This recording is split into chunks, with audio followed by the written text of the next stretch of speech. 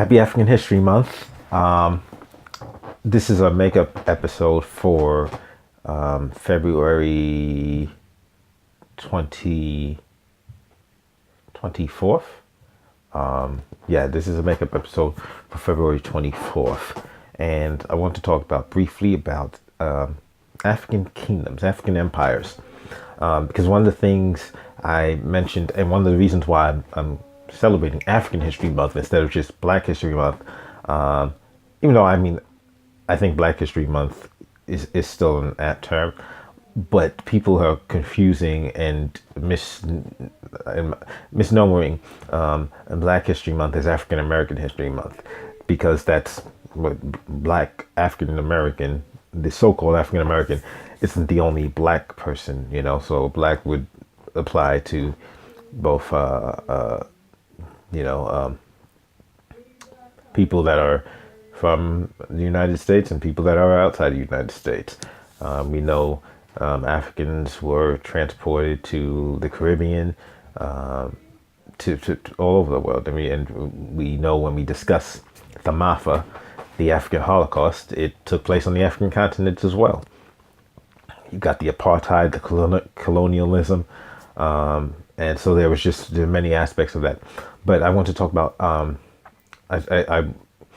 want to expand the scope, because I think it's essential in really improving the quality of our education and the self-esteem.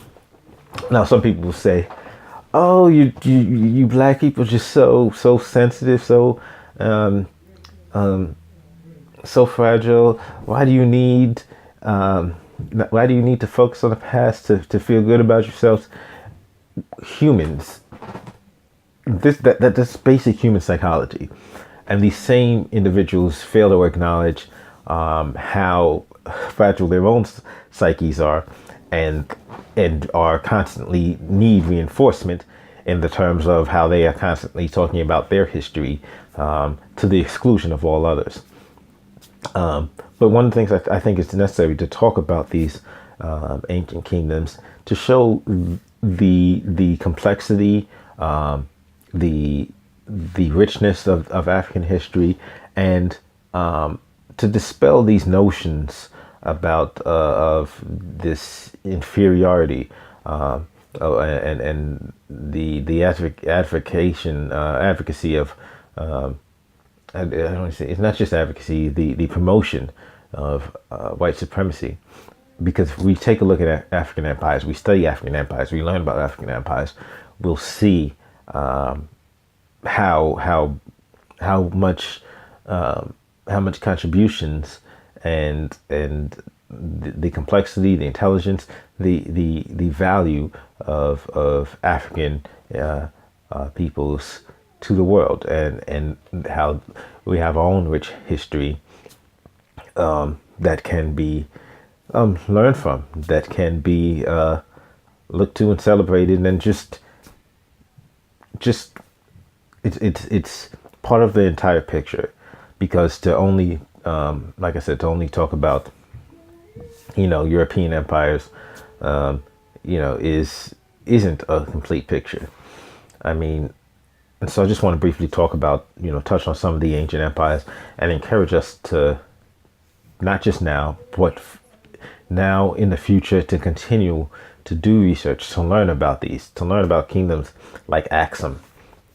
The kingdom of Axum was around from like 100 to 940. This is, I guess, AD. I'm trying to think. CE would be, So AD is the common nomenclature. Although there's somebody who would understand what I mean when I say 100 to 940 CE, because that's the nomenclature I used growing up. But yeah, they had their own currency, and they actually were able to take over the empire of Kush as it was declining, which is another empire, the kingdom of Kush. But now Axum also Axum's location was in Ethiopia and Eritrea, and they traded in agriculture, salt, iron, and gold. These were all parts of their significant parts of their trading power. But then you have, like I said, the Kingdom of Kush. They were an ancient kingdom in Nubia. You had the Mali Empire. They were in West Africa, and there was from about 1230 to 1670. They were the largest empire in West Africa, and they rose in power after the decline of the Ghana Empire. So now, Ghana, as you know, is a country in West Africa. It's named after the empire because in 57 it was called the Gold Coast. Up until 57, because of the European colonizers, they had named it the Gold Coast. Once it gained independence, they took on the name of the ancient Ghana, of the old Ghana Empire, as tribute to that empire. So I've mentioned what the Kingdom of Kush, Axum. I think I mentioned Mali. I was just talking about Mali, and of course the Nubia.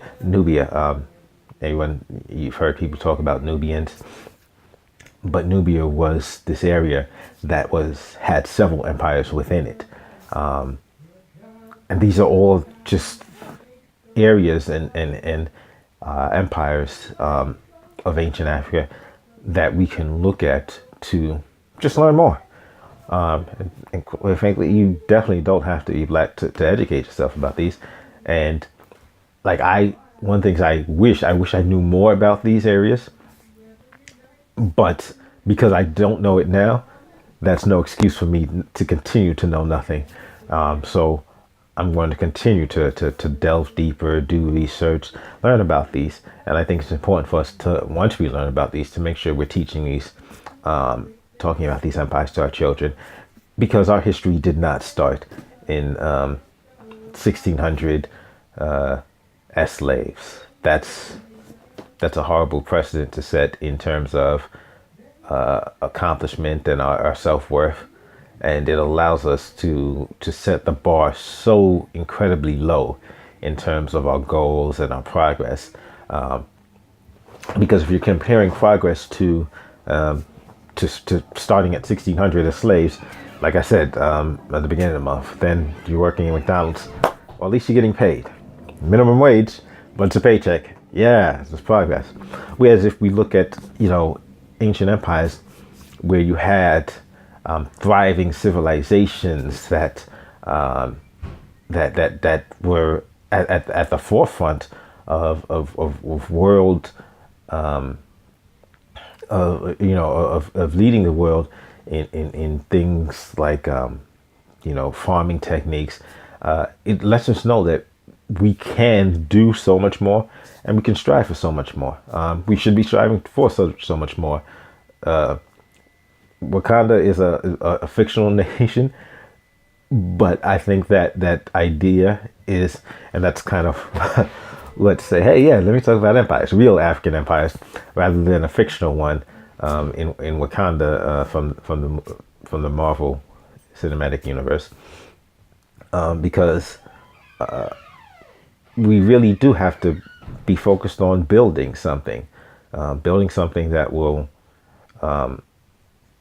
enable us to thrive. It's black people have suffered, and now I think it's incumbent upon us to take our destiny into our own hands and to move forward. So thank you for joining me today, and happy African History Month. I will see you for the next episode.